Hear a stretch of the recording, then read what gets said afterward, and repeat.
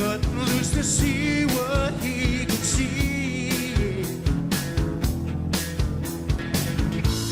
Searching for a friend to share my time. Looking for a mountain I can climb. I ain't afraid of death or no voodoo. Do the best that I can do.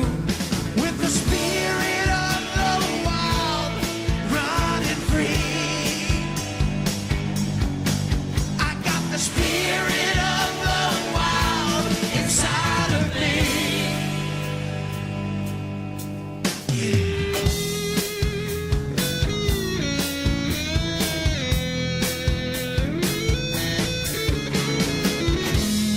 Angry at the state of the world affairs. Angry at the fools that just don't care. Use is guaranteed to go nowhere. Feeling like a dog that's been abused. I will never ever lose the spirit of the wild inside of me. I got the spirit of the wild running free. I got the spirit of the wild inside of me. Yeah!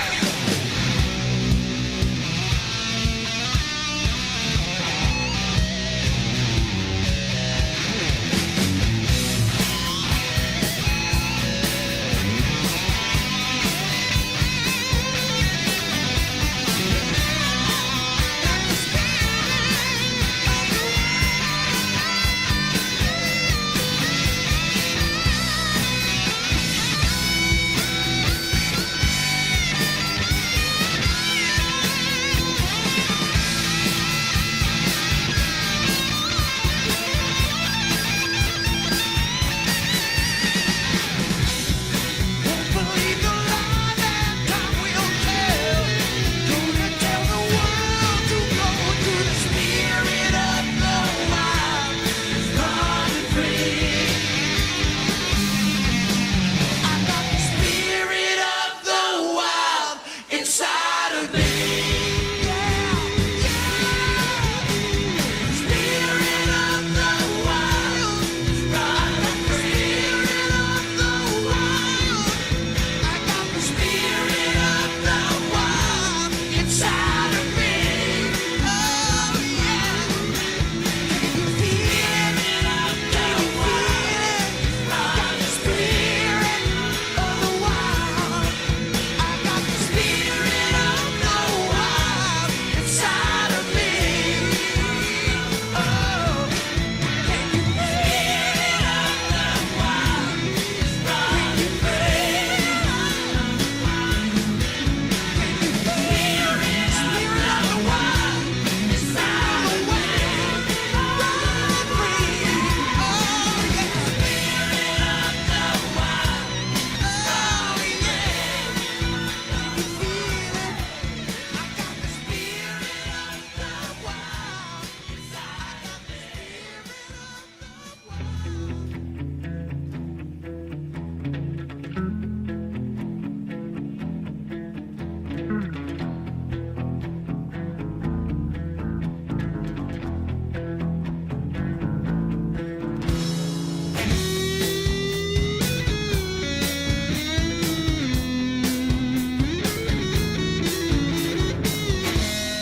Toby was alive and feeling free. Cutting loose to see what he could see. Searching for a friend to share my time. And now, it's time for Ted Nugent's Spirit Campfire with John Brenkus.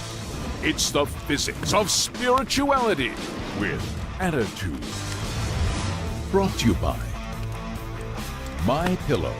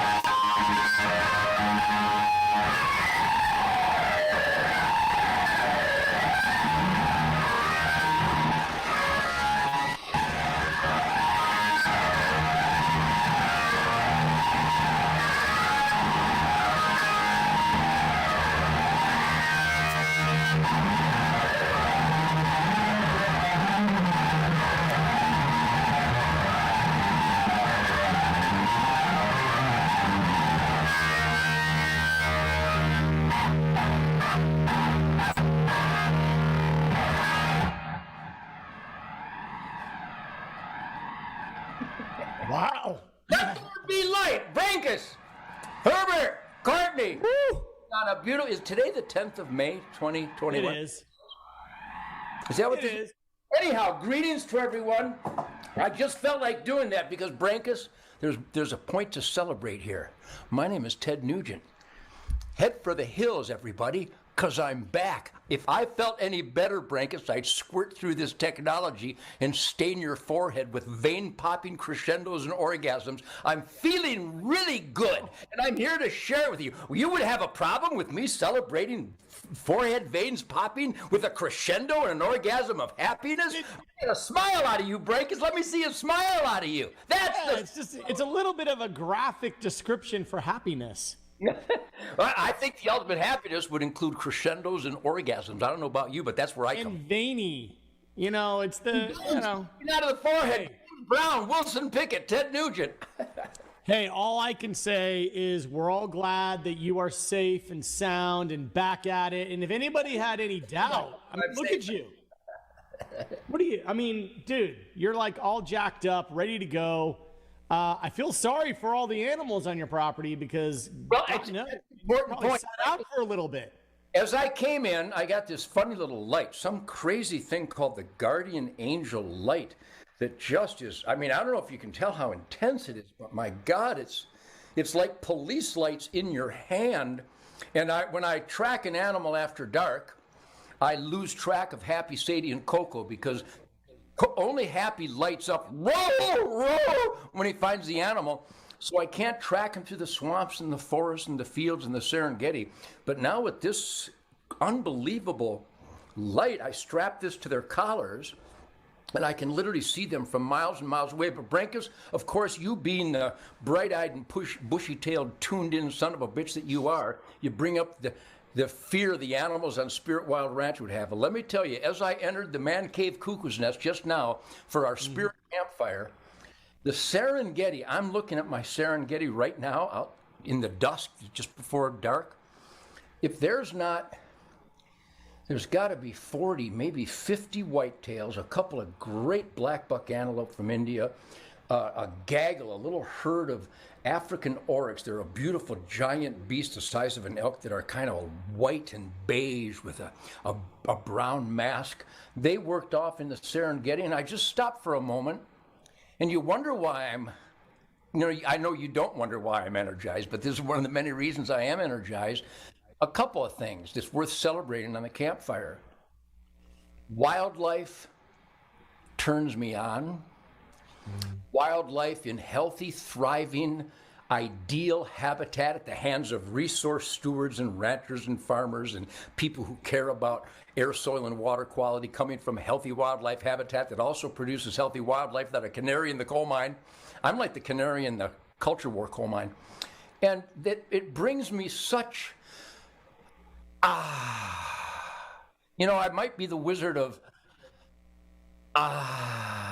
but let me tell you, 2 black buck antelope weren't quite that lucky because I'm feeling so good. I'm feeling so 100% Ted Nugent dangerous alive for the last few days that I actually, for the first time since I got the Chinese Wuhan, I got my bow and arrow, I got my Matthews bows, and I shot every day, even as difficult it was, but I shot. I went to a tank blind, this great product from a Texas family, the tank blind, and I put out some of this big time augmented nutrients and stuff. And after 3 hours of just sitting there and feeling good and seeing the antelope and seeing the deer, and a big old Cooper's hawk went right by the window of the blind. A squirrel was eating. We had cardinals and probably a dozen different songbirds. This great black buck ram came in, and at 30 yards, mystical flight of the arrow was true north, samurai, planets alignment. And I disconnected his pump station. Now that's exciting enough. And then last night I did the same thing.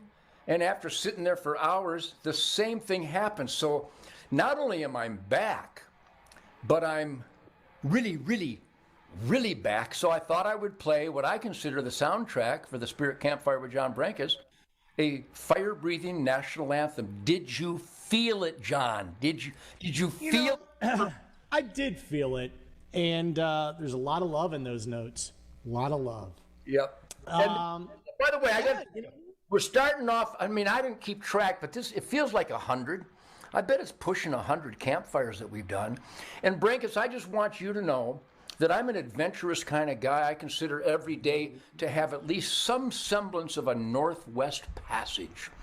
Shemaine and I have been doing some Facebook Lives that she's figured out, even though we blew it today. I couldn't get the microphone to work today, where we simulcast Facebook Live and YouTube. And then I got a Justin Cook from the Pigman TV show. He's a techno freak. He downloads it, and we're trying to get it on Instagram and, I don't know, the Rumble and every imaginable communication network. And let me tell you, we don't know the people viewing the campfire by name, though you see it on yours. When I do it with Shemaine, I can see the people's names, and it's scrolling, and thousands and hundreds of thousands of people. Brenkus, do you share my conclusion that even though we've never met these people, that their comments are so upbeat, so supportive of the quality of life that you and I celebrate in the campfire? I feel, and I want to know your take on it, because you witness it during all the campfires, and I don't until afterwards on Facebook. I think we know these people. I feel they're sincere in their statements, whether it's really heartfelt or cocky or funny or a smart ass, stab. I feel that the term campfire identifies what we're doing here. It's like I feel I know these people. Don't you get that sensation, even just in the technology? Yeah, I think most of the people who attend the campfire everyone's kind of cut from the same cloth. And, we have, in over the however many episodes we ended up doing, there are so few, trolls. It's unbelievable. So they're just people, love everyone and be kind and be an asset, not a liability. And I think everyone's cut from the same cloth. So I agree with you that, it feels like we know everybody. It seems like we know everybody. I get the sensation, and conclusively, not like partly or kinda, they're sincere.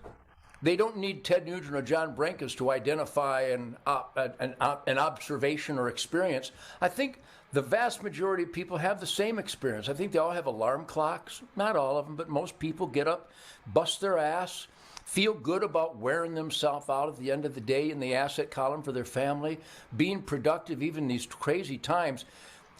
But let me make a couple of comments, since that's what the campfire is all about.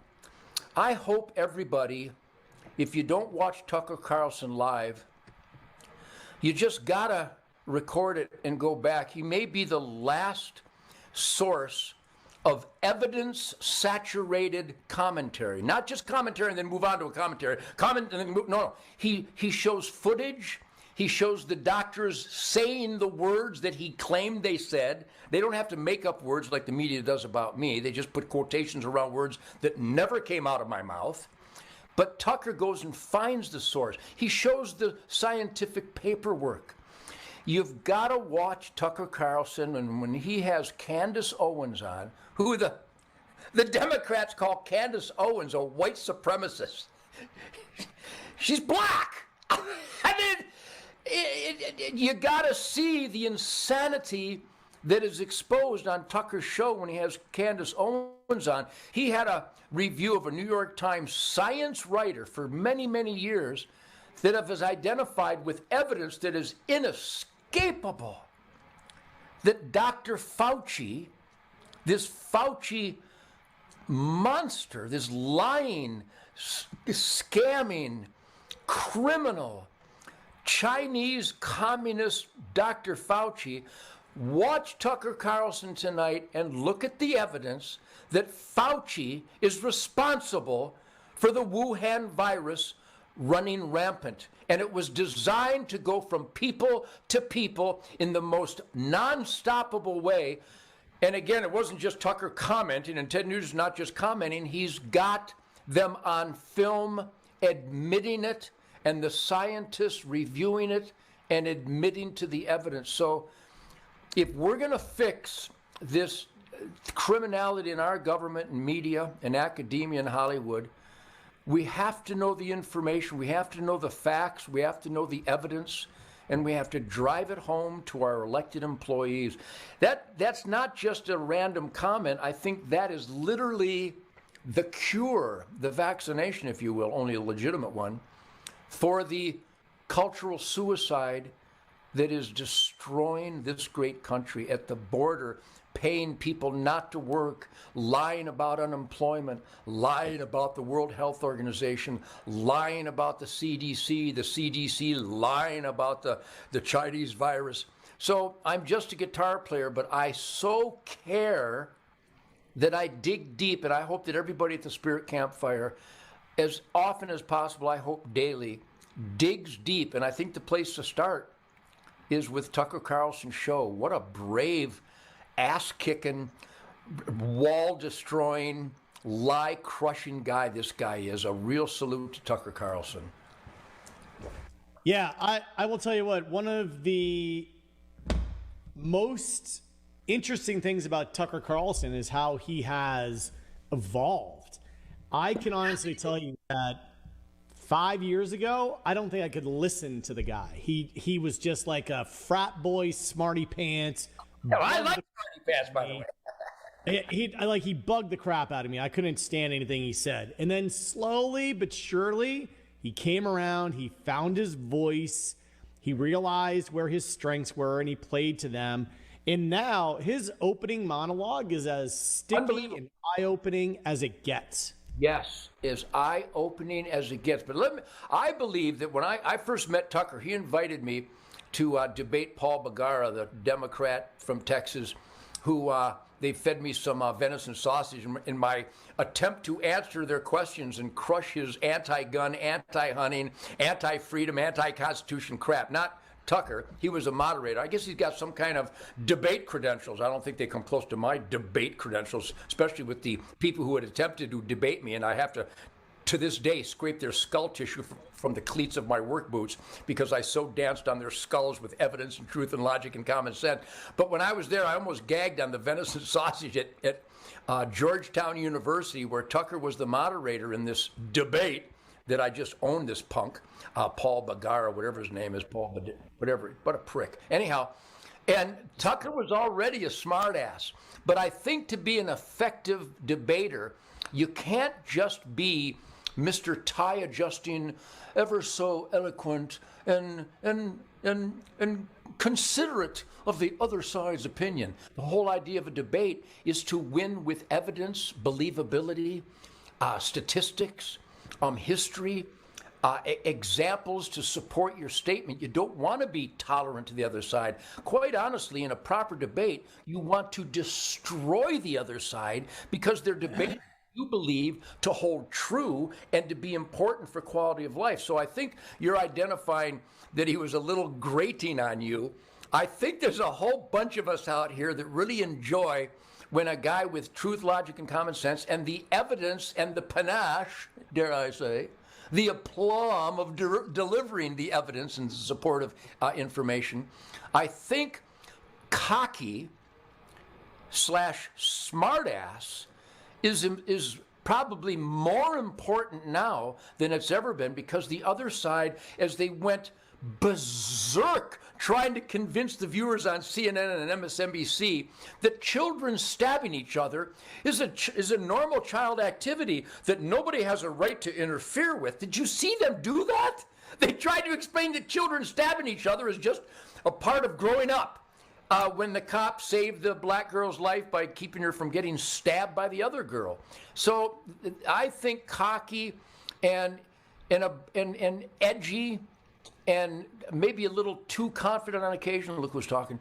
I think that's how you win these debates, because the other side is so strange and dishonest and anti-righteousness and anti-good. And I think it really is a culture war. Good, the evidence to support good, God, family, country, law, and order, is really against the evil of the other side that's getting rid of God, that hates America, wants to dissolve the family, and believes in lawlessness.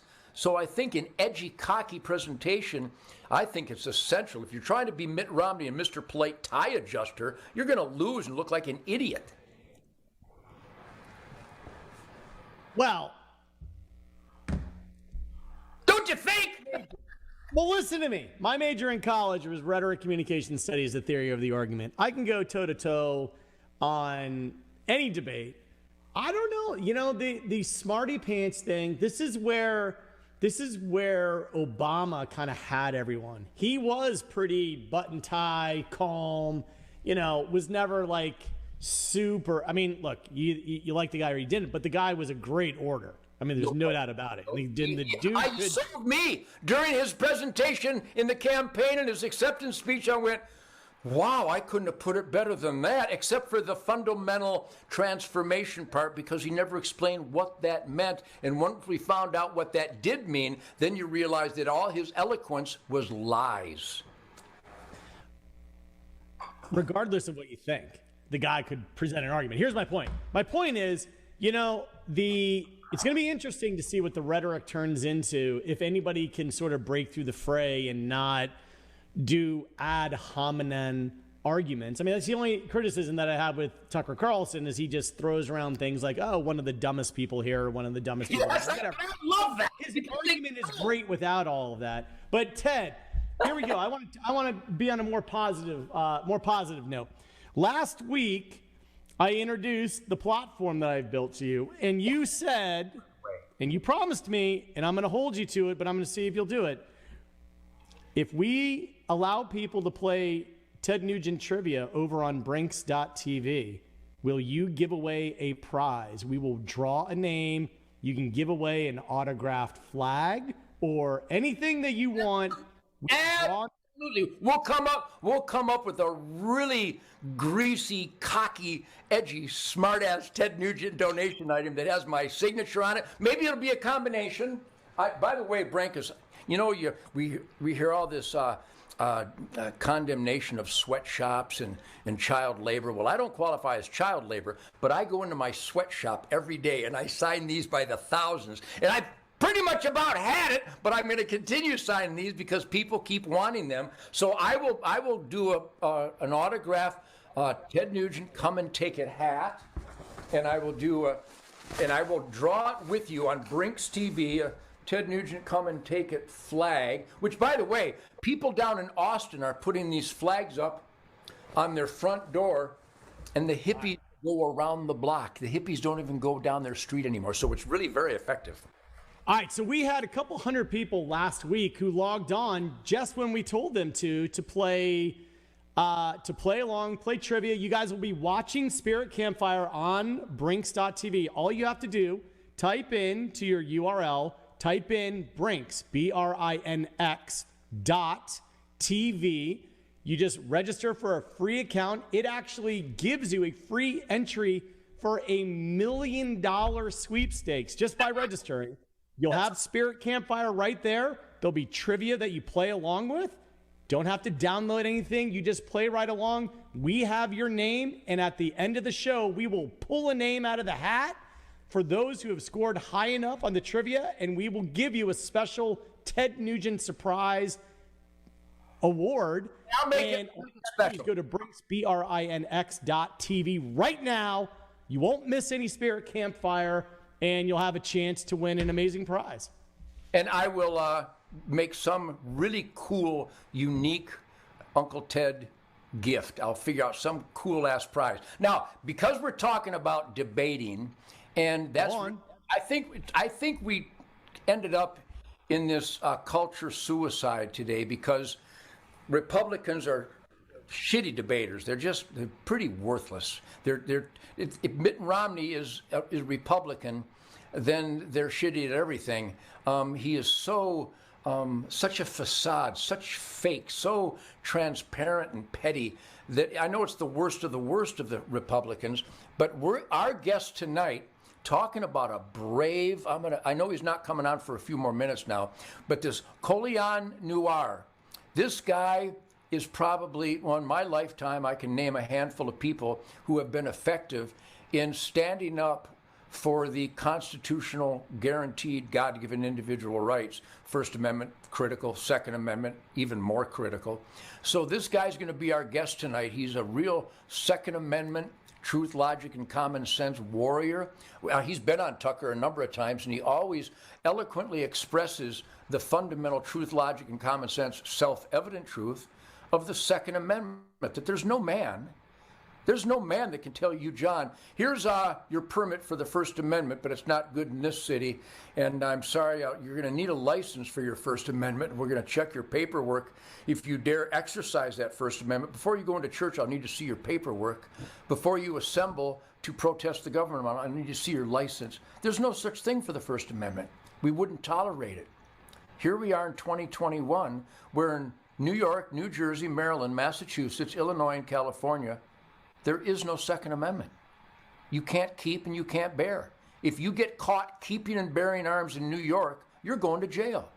If you get caught keeping and bearing arms in New Jersey, you're going to jail. Meanwhile, it's the cops that enforce it. I love the cops. But how can a cop enforce a law that is counter to his constitutional oath? And it even says you're not allowed to infringe on that free person's right to keep and bear arms. Yet in New York, New Jersey, Maryland, Massachusetts, Illinois, California, and Connecticut, and Rhode Island, and other states, they're violating their oath. So our guest, Colion Noir, will join us here shortly, and I'm sure Courtney will wave a... Too bad Courtney doesn't have one of these. Courtney could go, Ted, alert, alert! That's right. Our guest is coming out, so he'll come on. John, have you ever witnessed Colion speak on behalf of the Second Amendment? He's really one of the best I've ever seen. Yeah, it really is. You know, in the Second Amendment right thing, I honestly have gone, as you know, in terms of my journey, I didn't grow up with firearms. I didn't grow up hunting. I never really gave it much thought. It just wasn't something that was in my environment. My friends didn't hunt. Just wasn't part of what I did. But now that I'm down here in Georgia and largely because of Ted talking about it so much, I'm like, what is this all about? And then when you kind of dive into it, and if you do your own research, I mean, it's just I feel like everyone's opinion needs to just be it just needs to be informed and authentic. I totally understand people feeling like they're scared of firearms. They don't like them. They don't approve. I totally understand that. But what I do have a hard time understanding is saying, because I don't like it, you can't have it. It's amazing. Isn't that amazing, right? It's amazing. And I completely respect someone's point of view on not wanting it or not supporting it. That's totally fine. So, but then when you get into the research and you just dive into the research and say, well, what do people die from?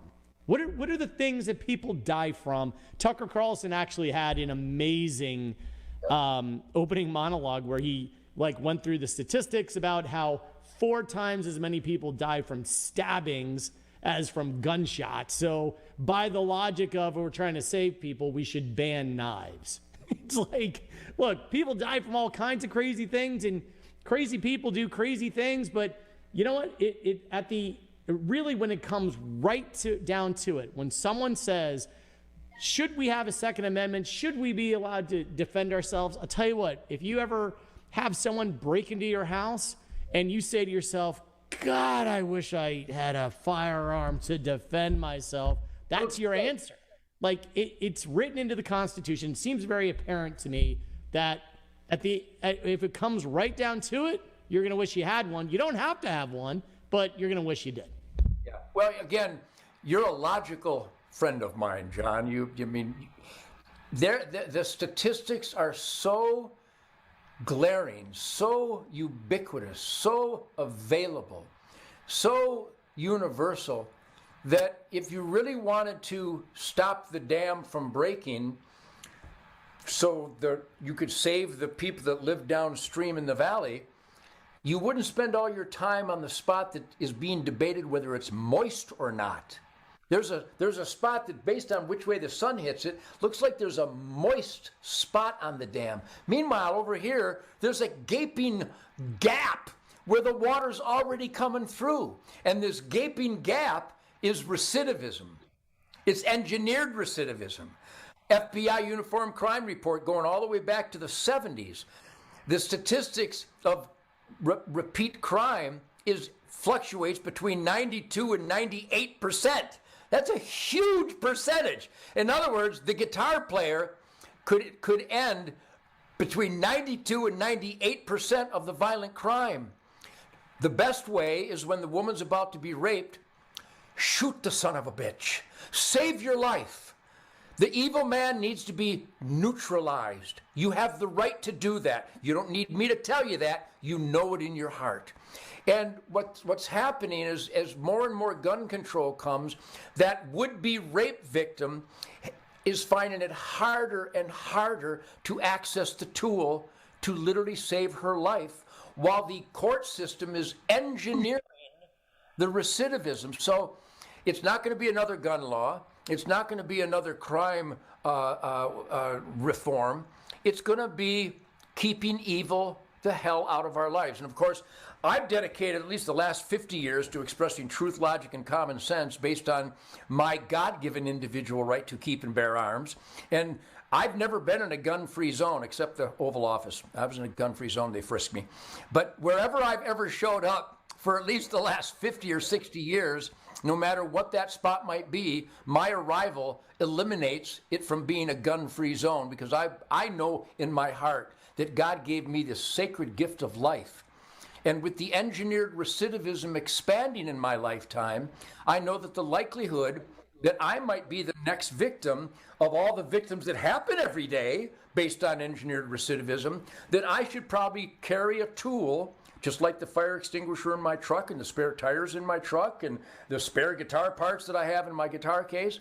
I have a handkerchief and a knife and a belt tool and guitar picks, and I got chapstick and a lighter, and I got my reading glasses, and I got a gun and a pocket full of ammo. But one of the guys that keeps right up with me that I've watched for the last number of years is our guest tonight on the Spirit Campfire. Colion Noir is probably the most sensible, reasonable, uncontestable voice for the self-evident truth to keep and bear arms. And I got to tell you, Colion, thanks for joining us, and thanks for all that you've done. I love your statistical crowbar that you swing with great aplomb into the skulls of people that would cause you and I to be unarmed and helpless. Sir, you are my blood brother. Thank you very much, Ted. Much appreciated. But I got to tell you, so where did this come from? John, my buddy John Brenkus here, we've done this campfire for the last year, and he wasn't a gun guy, didn't have a gun, didn't look into the gun issue. But when you read any newspaper or watch any news, you feel so terrible about the unarmed, helpless victim that your brain starts going, well, maybe I shouldn't be unarmed and helpless, because all the people who are stabbed and shot and raped and burglarized and carjacked, they have one thing in common. They're unarmed and helpless. What an irresponsible choice that would be. But where did you come? How old are you? Were you raised with guns, or is it something that came as you grew up? Where did your Second Amendment voice come from? Because I love it. It's funny. I did not. I'm 37, and I did not grow up in a house with firearms. I wasn't taught anything about firearms. Pretty much they were non-existent in my life outside of maybe seeing them on a hip of a cop or something. Where were you born and raised? I was born in Houston, Texas. Okay, well, that's even more strange. Yeah, I know, right? I want to say around, 23, 24. The number changes every all the years start to run together for me. But somewhere in that lane, I had a good friend of mine who asked me, just randomly out of nowhere, I didn't even know he had a gun. He's like, you want to go to a gun range? I never even thought about it, never even crossed my mind. And initially I was a bit hesitant. And then I said, you know what, let me stop being so close-minded and just try it and see how it is. Went to a Top Shot in Houston, Texas. Went to the gun range. I remember distinctively opening your door and hearing the pop, pop, pop coming from the bays. And I thought to myself, what the hell am I doing? But at the same time, I was intrigued. So decided to go forward with it. And I remember we went to the very last lane on the left-hand side. He had a Taurus PT 111 Millennium in 40 Smith & Wesson, which was a subcompact gun. Probably not the best caliber to start off with, but nonetheless, I took the first shot, and I remember taking the first shot and being terrified at just involved in the firearm, just the gun going off, the sound, the recoil, all of it. It just kind of threw me back a little bit. And then I kind of gathered myself a little bit, and I took the second shot. And once I took the second shot, it was basically love it, second shot. And then from there, I remember after that day, this was kind of during the days when YouTube was still kind of like, it was kind of like a free for all almost, where you didn't have all the overt censoring, so forth and so on. And, you put up a video, and if people liked it, it got a bunch of views. So I went on YouTube, and I was just consuming any and everything I possibly could about firearms.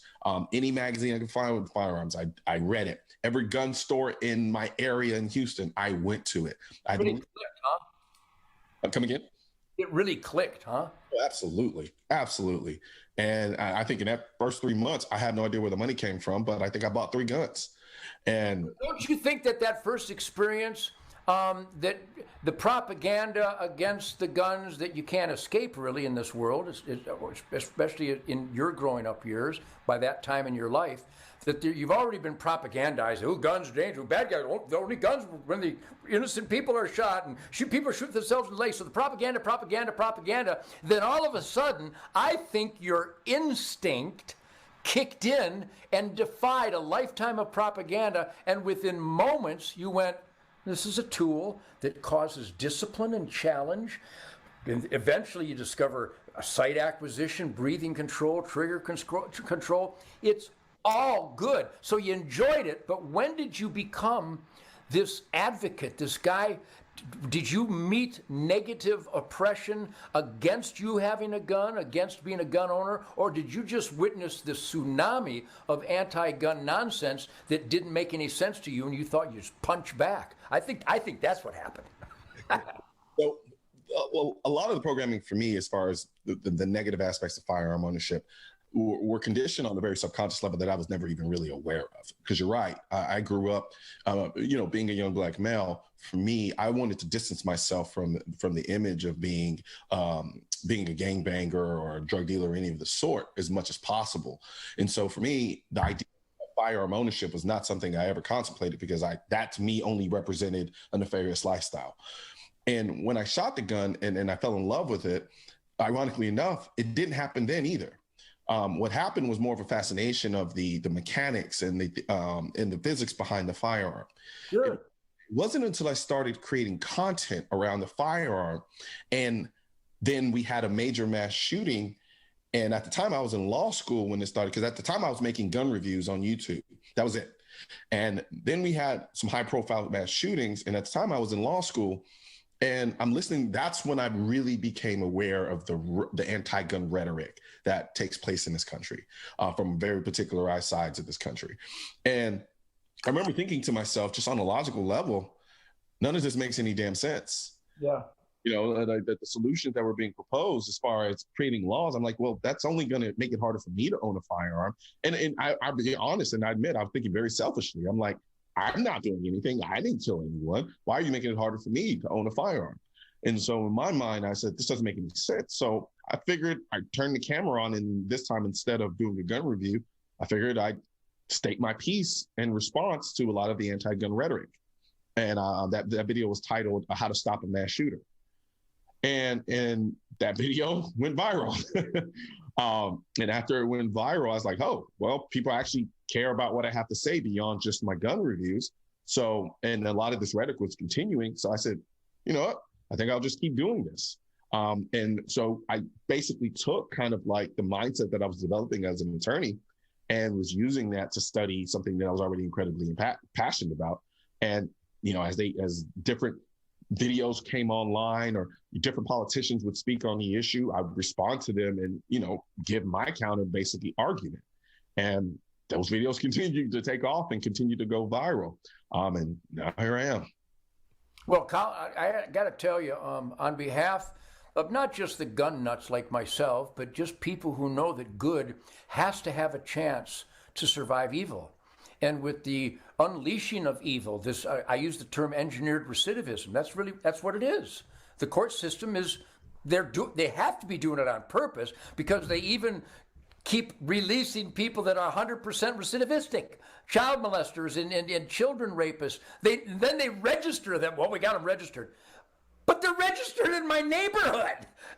So I think what you represent is such a glowing logic that is the core of the instinct of good people to want to survive an evil encounter. Now, we failed miserably at elected employees to create a justice and a court and a law and order system to mitigate the incidence of recidivism. So now that that's completely gone, on behalf of people who cherish good over evil, and even the little stuff, we like plinking, we like competing, we like things that go bang, we like blowing up bottles full of Kool-Aid, we like shooting deer for the barbecue. No matter what the utility of the firearm, believe me, this might seem cocky, which I'm really good at. I know these people. I am those people. They are me.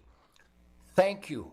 You nail it every time. You bring such a believability factor. And John and I earlier were talking about debates, and the ultimate determinator of who's convinced by whom is the believability factor.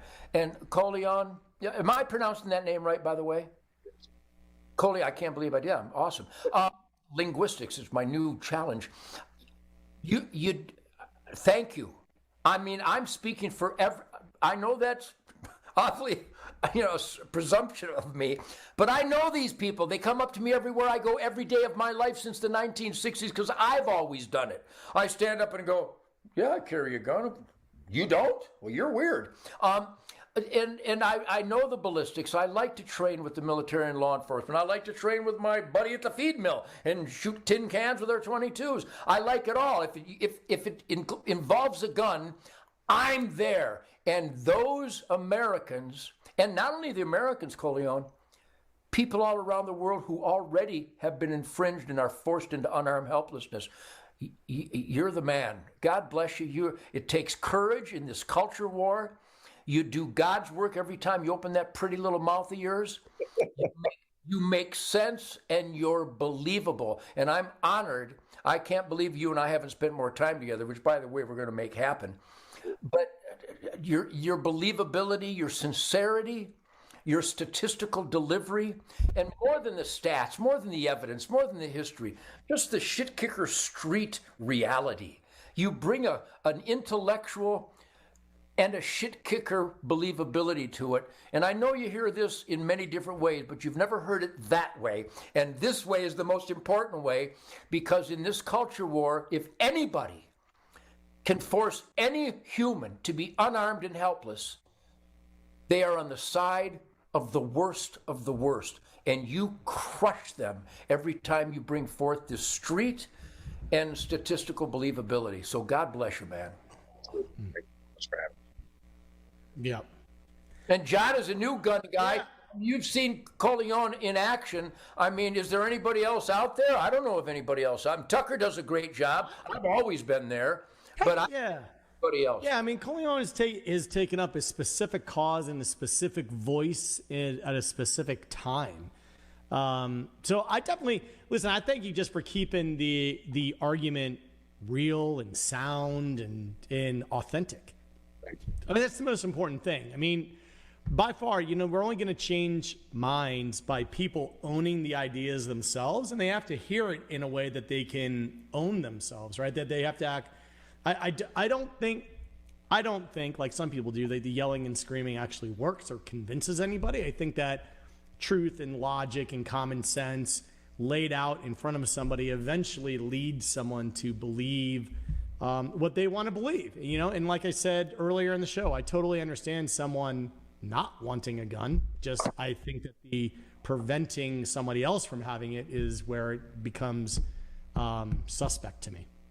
No. You know, Colion, one of the great crowbars of truth, logic, and common sense that I'm able to wield is when everybody takes the devil's advocate and tries to, you know, recommend new gun laws and restrictions and universal background checks and ammo limitations. I go, well, you know, you probably went to college. You probably are smarter than I am. So just take a minute and write that law. Make it, I don't know, a couple sentences long.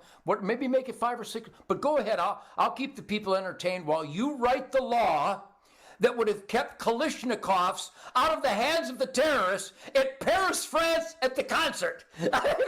Write the law that would have stopped Columbine or Sandy Hook or Dayton or Go ahead, give it your best shot. In fact, I'll tell you what, let's meet here next week. You have a whole week to get the greatest minds in the world that will write the new gun law that will stop any use of guns in an illegal fashion. We'll meet back here in a week. Give it your best shot. And of course, everybody knows what I just delivered is that they are virtually helpless to do so. There's no such law.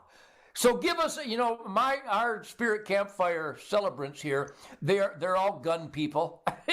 they might not have started out as gun people, but they become gun people. And Shemaine and she also expresses her appreciation for what you've done. Yes, actually, I kind of hooked you guys up. So I've been a fan of Colion, so I've been following you on Instagram. So thank you for joining, Ted, and I want to get you on my show as well. But you are influencing so many people. So thank you for speaking out. Thank you for sharing your voice, for being bold and brave and strong, because people are watching you. Thank you so much. So share with us your last ballistic ballet. So what gun are you shooting these days? How often do you shoot? And what's your furthest shot with a 10 millimeter? So further shot with a 10 millimeter, I'd have to say 189 yards, only because the range where I shoot, no matter what gun I bring on there, whether it is a full-size 10 millimeter Glock 20 or a little Ruger Max 9, I always take pop shots at the 189 yard target. Sure. Don't always hit, but for the most part, I tend to. What am I shooting these days? I just got done filming a video about the Scar 17. And I like to call myself a binge shooter, largely because I'll go maybe a week or two without shooting, and then I'll have a week where I'm literally shooting every day. And so it's very kind of all over the place. But I always tell people, like, if you really want to preserve your ammo, just don't ask me to come shooting and don't put a gun. You sound so much like Ted. Well, I'm a binge shooter also. I started my binge in 1956, and it continues to this day. I literally train every day with my carry guns and my sniper stuff just to see how long I can shoot. But Colion, have you read Elmer Keith's book, Hell, I Was There? No, I haven't. Get it.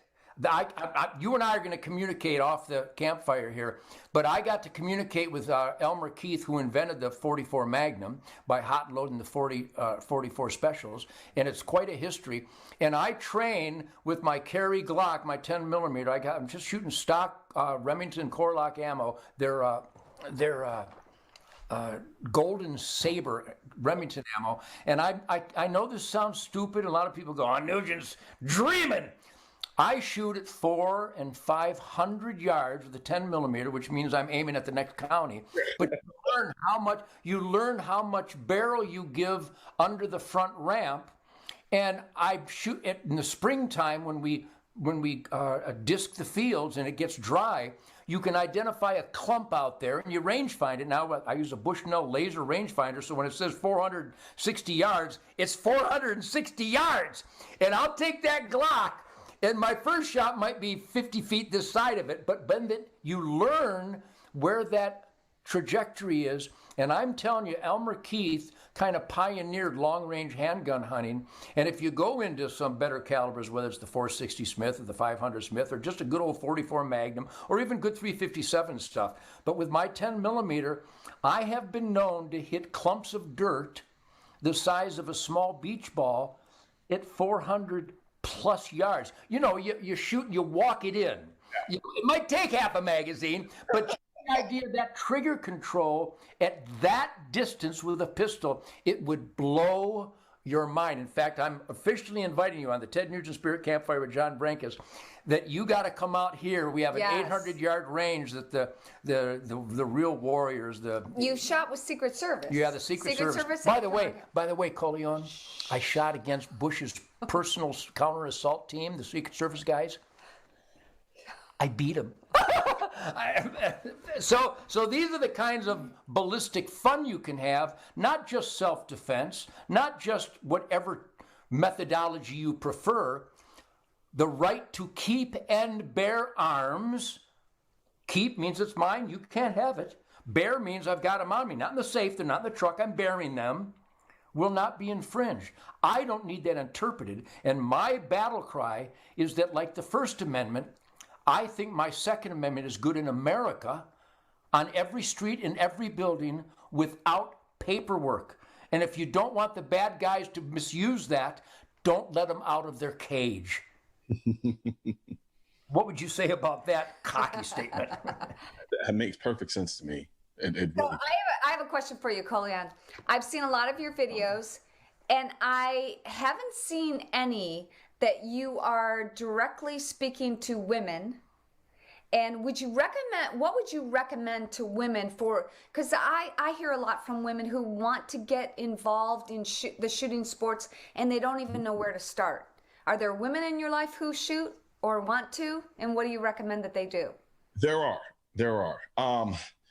It's a tough one because there's an element where it's a lot easier for me to, if I say I just want to get up and go to a gun range, and I've never shot before, it's a lot easier for me to do that without being bothered, especially depending on the attraction level of the particular female.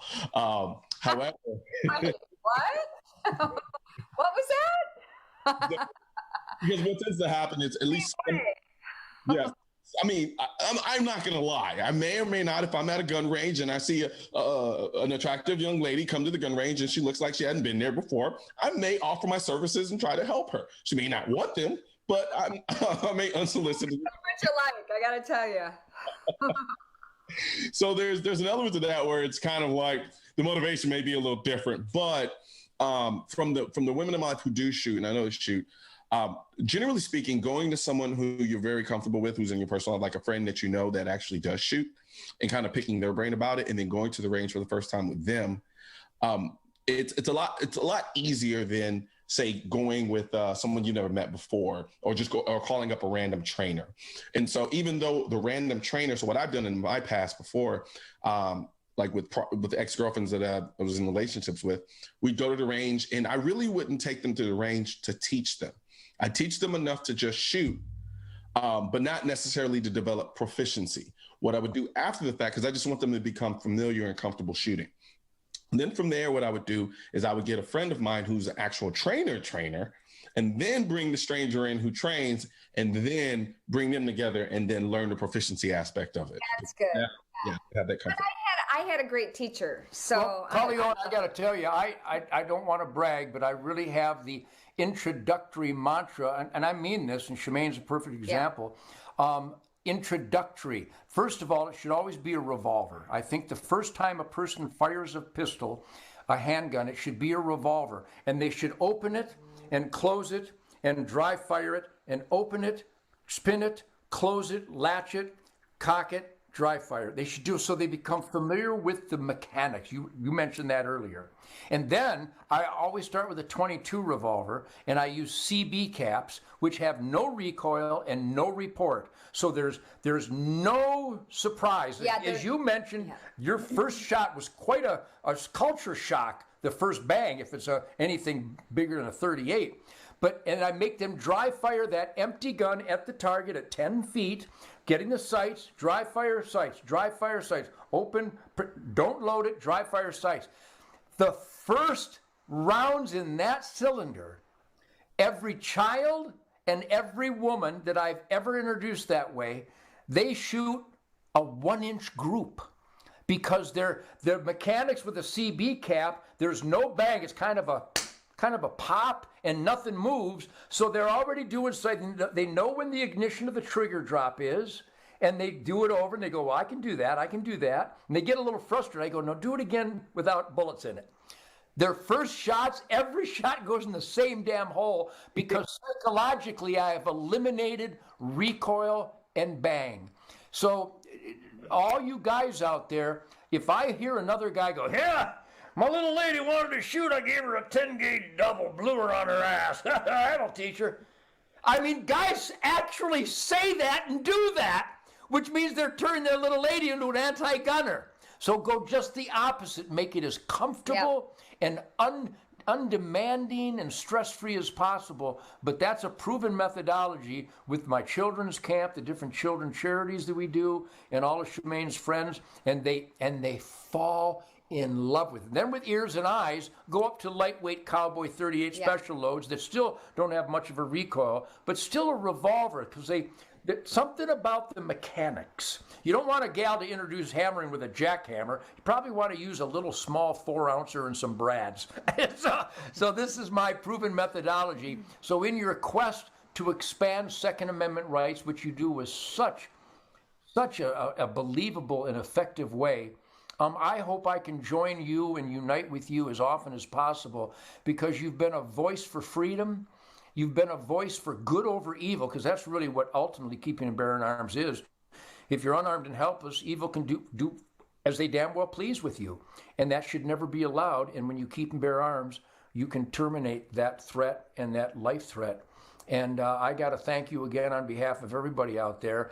And I don't know what we're going to do with the big NRA convention. It's always good to see you. You're always busy and I'm always busy. But I'd like to think that two black guys like you and me should walk down the aisle together. Yes. And get the word out there to the masses. So do you have any final words, Colion? Because it's been such an honor and a privilege to have you share this campfire. And the reason it's called a campfire, because people are gathered around here and they listen. And this is an important, in fact, I think today, wouldn't this be the most important subject out there? I mean, we're worried about the border. We're worried about unaccountability, fiscal, orgy. We're pissed off about the scam shutdown around the Chinese virus. But the right to self-defense, is there anything more important today? I don't think so. And for me, one of the things that a lot of people miss out on is the added value that comes with firearm ownership that people don't talk about that are non-gun related. Because with a firearm, once you start carrying a firearm, at least for me, once I started carrying that firearm, I started to realize that now I'm in a position I'm in control of protecting my safety. Yes. I hadn't had that mindset before. And so what happens is that started to permeate other aspects of my life. So I started saying, okay, well, if I can be self-reliant from the standpoint of protecting the most valuable thing that I have, what other aspects of my life can I improve on to do the very same thing with the same level of efficiency? And so from there, it started to improve me as a person. It wasn't just a matter of me just shooting a gun and just saying, hey, I like shooting guns. No, it started to improve me as a person. And so I think when we talk about the idea of firearm ownership, I think there are a lot of people, especially on the other side of this debate, who just automatically like to pigeonhole the firearm into this nefarious thing that can only be representative in a negative way. And then from a self-protection standpoint, there's only, okay, I can kind of see where it's coming from in that regard. But in reality, the most important thing about firearm ownership, especially if it's able to happen mass scale, is the idea and the notion of self-reliance and personal responsibility and accountability from the standpoint of saying, this is a firearm, I can do good things with this thing, and I can do bad things with it. And I've always said it before in all the shows that I go on, and I say it over and over again, the last thing the government wants is a population of people who have an independent, self-reliant mindset. And to me, the gun serves as a catalyst for that thought process. It's certainly a metaphor for a declaration of independence, autonomy, and individual freedoms. So thank you for that. And again, you brought a real believability factor to this obnoxious debate, whether people have a right to keep and bear arms or not. As I said before, the most important thing in this culture war, I believe, and I mean this, these are hard-ass words, but being a member of the NRA, Gun Owners of America, and the United States Concealed Carry Association, USCCA. Because when you're a member and visible as a gun supporter, the other side cringes. just the sheer numbers of NRA members and Gun Owners of America and United States Concealed Carry Association, just the numbers scares those people who want to control our lives and want to browbeat us into dependency. So a lot of people go, gee, what can I do? What can I do? I just told you what you can do. Give out NRA memberships to everybody you know. Give out Gun Owners of America memberships. Give out United States Concealed Carry. Their magazines are full of information that CNN would crush at every opportunity. And the propagandists and the freedom haters do everything they can to stifle. So just membership in those organizations will give you statistical evidence to counter someone who thinks unarmed and helpless is a good idea. So that's my battle cry for the night. So thanks again, Colion, and I hope that we get together sometime. But you stay on course, and you're doing God's work out there. We all salute you for that. Thank you so much, Ted. All right, man. See you at the gun range ASAP. I'll be there Wednesday. All right. John, what a great guest. Boy, I got to tell you, Linda just told me that this is our 71st show tonight. Wow.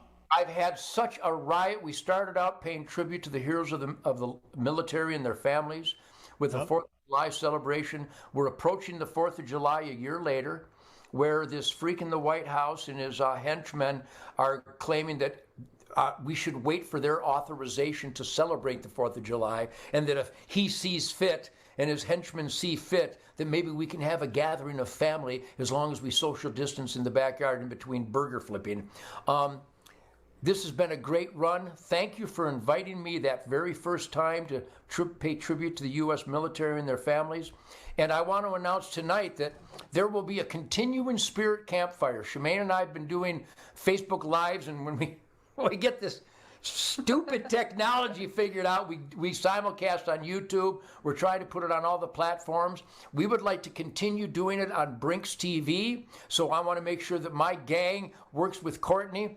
But officially, the Spirit Campfire will rage on, but it's going to be more spontaneous. I'm not sure it'll be every Monday at 9, because John and Courtney, we all have the evidence that the big tech powers, they know that we're coming on at 9, and they censor us. They reduce our reach.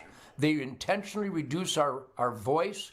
And we've found, Shemaine and I lately, just all of a sudden in the middle of the afternoon, testing a microphone, that oftentimes we have more of a reach on a spontaneous Facebook, YouTube, than we do on this beautiful Spirit Campfire. So Courtney and Herbert and John, thanks for helping create this.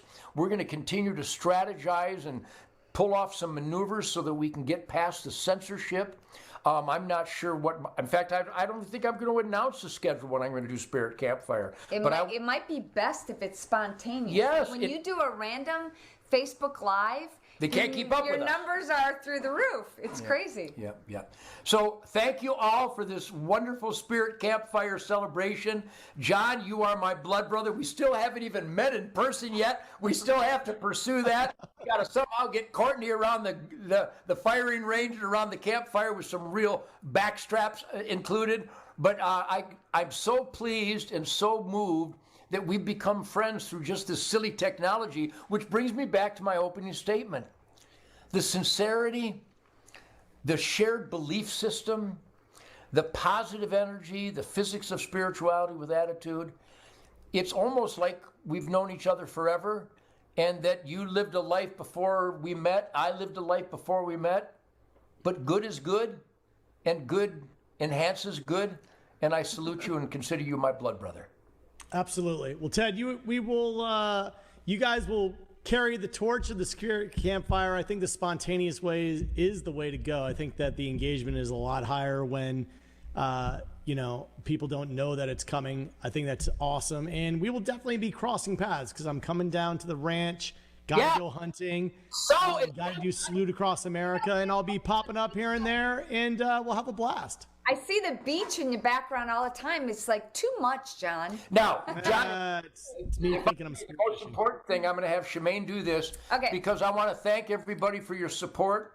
I want to thank you for giving the middle finger to the cancel culture who are just driven by hate, and where H-E-B grocery stores and Kroger and Target and Disney and Delta and Coca-Cola and Bed Bath & Beyond crushed a great entrepreneur like Mike Lindell. I want to pay tribute once again to what I consider a super, super great American patriot and a man who exercises his First Amendment perfectly and has been crushed because he's doing it. And the best way to fight back against the cancel culture is to support somebody like Mike Lindell. So Shemaine, if you see this? Mike Lindell, the inventor and CEO of MyPillow, wants to give back to our listeners here on Spirit Campfire. You can get great discounts on all MyPillow products if you go to mypillow.com and click on Radio Listeners Special.